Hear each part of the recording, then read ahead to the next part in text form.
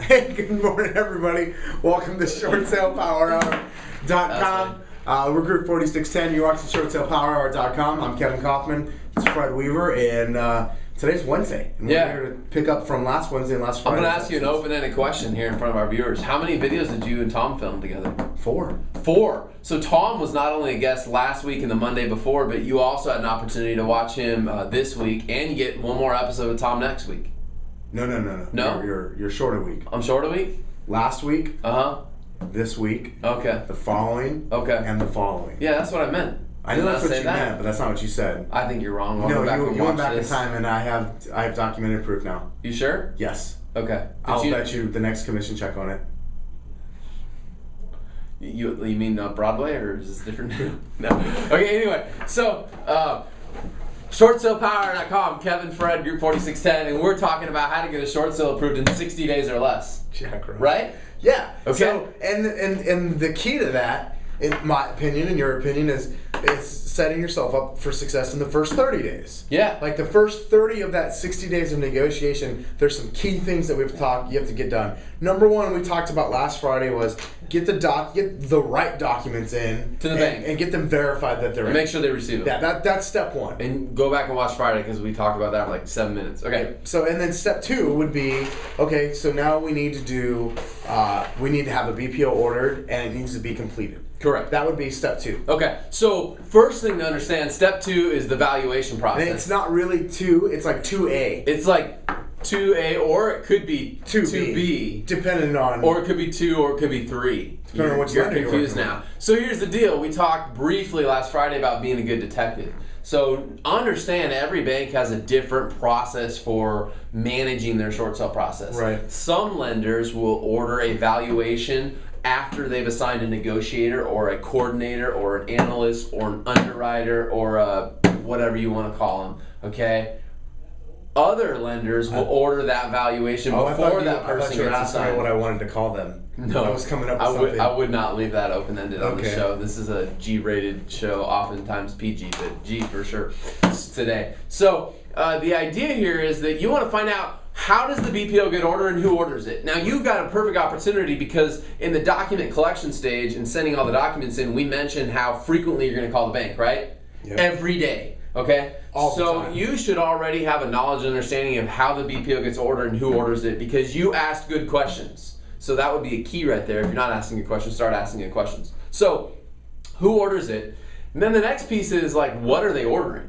Meaning, is it a full-blown appraisal? Is it an interior broker price opinion? Is it an exterior broker price opinion? If you don't understand broker price opinions, I'm going to encourage you to go out on the internet and do some research on those today. We're not going to break down the differences in valuations, but just know there are different types of valuations. You may be going, well, I don't see how that's important or relevant. Well, I'm going to tell you, the investors that order appraisals, if you're doing a good job and you've purchased our Crush It series, you would know what investors typically order appraisals. You want to know that information, right? So the BPO process. Not only is it a good idea to verbally ask the bank, but it also might be a good idea to tell the bank in writing who is going to receive the call from the BPO, right? Yeah. So some agents will just send the package over and they'll wait for the bank to order the BPO. I'm going to challenge you should be pushing on the bank to order the BPO, not waiting for it to get ordered. That should look like, hey, package is ordered, package is now verified that it's in. Mm-hmm. Now you're calling to find out who orders the BPO and how fast can you get it done. Correct. So, like, you're calling them. You're not waiting for them to call you. You call them and say, hey, I need to get the BPO ordered. What can we do? Correct. Can you order that? Does the negotiator order that? Does this underwriter or this processor order that? Who orders that, and can we get it ordered today? Yeah, because the BPO is the value that the bank thinks the home's worth. They literally can't do anything else on the transaction until they have that. So it should be of utmost importance to them to order it quickly. Yeah. And the banks that are really good at short sales will oblige and gladly order those very quickly. You'll see that they'll order the BPOs within a week or less of your document package being received. Yeah. The banks that need some help out there are a little bit slower in that. Regardless, you want to be pushing on the bank, asking them to order it. Now, I inferred earlier that you want the BPO agent to call you, and here's why. You don't just want them to say, yep, we'll order the BPO, and you go, great, thanks, have a good day, I'll call you back in a week to see if it's done. that wouldn't be a good idea. Now, think for a moment, why would it not be a good idea for the bank just to order the BPO and you're going to call back and find out when they get it? Because you have no idea if the order that they actually submitted properly went through. Yeah. Believe it or not, there are BPO orders that happen and the BPOs never get done. Imagine that. Shocker, right? So for me, a checkpoint would be if I don't have a phone call asking for access to my property within 24 hours of the lender telling me it's been ordered, I'm going back to the lender and going, hey, what's going on here? I haven't gotten a phone call. Yep. Why have they not called me yet to request access to my property? So you're literally saying, hey, Mr. Negotiator, my name's Kevin Kaufman, and I need you to order the BPO, and I want you to call my office at this phone number, and my team and I will give the BPO agent access to the home. Yeah. We're going to tell them how to get in the home, okay? Yes. And the reason you're doing that is so that you know the BPO agent actually got the order and they go out there. Yeah, that's reason number one, is I want to know that it actually got done. Correct, because we've learned from past and prior experience that if you don't get a call from the BPO agent, you're normally in this kind of like deep waters place where you have no clue what's going on. Yeah. You're like, this could be going really well, maybe it's going really well, maybe it's not, I don't know. Right. You've got to have the BPO agent call you. You must. Now, if you don't fax in a form, or even if you tell the bank verbally and they don't go ahead and call you and order it, then your fail-safe, this would be a trick and a solution we're giving you, is change the showing instructions in the MLS to say call lister. Don't have showing instructions in your listing during the BPO phase that say, home is vacant and on lockbox, access anytime, or call Joe Smith, the blah, blah, blah number, the homeowner, he'll let you in. Because the homeowner's not going to let you know when they get that call. And if the house is vacant, the vacant home's not going to call you up and say, hey, the BPO agent just visited It here. would be really nice if the vacant home. It'd be kind of cool if the home's called you. Absolutely. So, yeah, I know the point is put a process in place there so you can verify that it happened and follow that process. So for us, we're gonna do it in writing, but then we're also gonna say when we're ordering the BPO,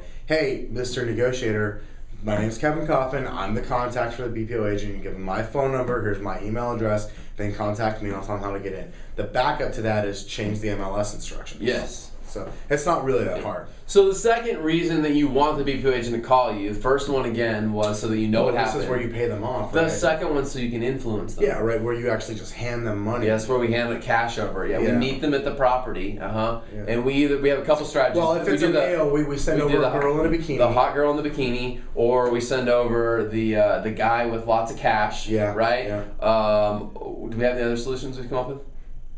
I think those are the main. That's it right now. Probably the main two. Okay, so I mean, that's how we handle all of our M&I ones. We don't go over to the property and we don't actually meet the BPO agent. What we do though is the BPO agent calls us and we work to build a little rapport. No, but I think that would be a good idea. Yeah. Yeah, but the rapport just looks like, hey, thanks so much for calling me. I do a lot of short sales, blah, blah, blah. You know, hey, just try to get to a central foundational place with them. And then your only goal of the call really is to make them like you. I have two goals. To make them like you and give them the purchase price of the home. But you don't have, how much is the buyer going to pay? You don't have that many minutes available to you on your cell phone plan. So just get them the to make them price. like me? Yeah. No, I do. It takes like 30 seconds. Just get them the purchase price. So no, yeah, honestly, guys, build a little rapport and then make sure they know the value, the offer price. Like, don't say, hey, I need you to have the BPO come in at $150,000. No, that's not what we're saying. What we're saying is make sure they're aware of what somebody was willing to pay for that house. Yep. I think it's only common sense that somebody giving an opinion of value understand what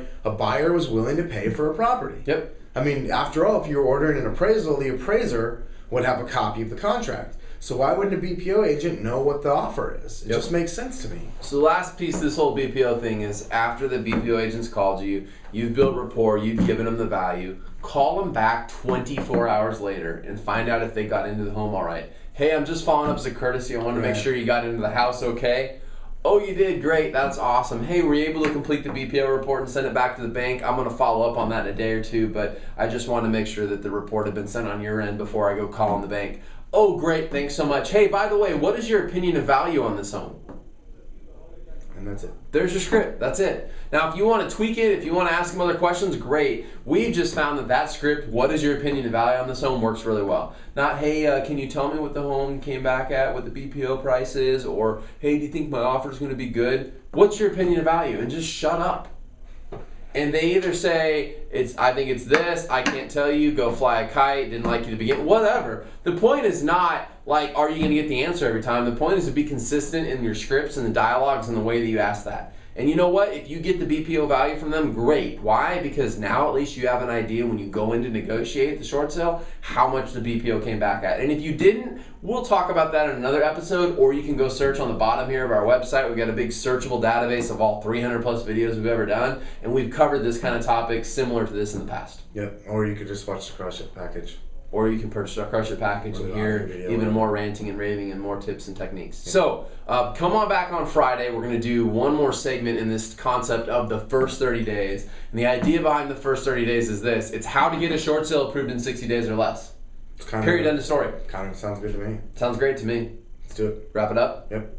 1, 2, 3. Short sale power hour.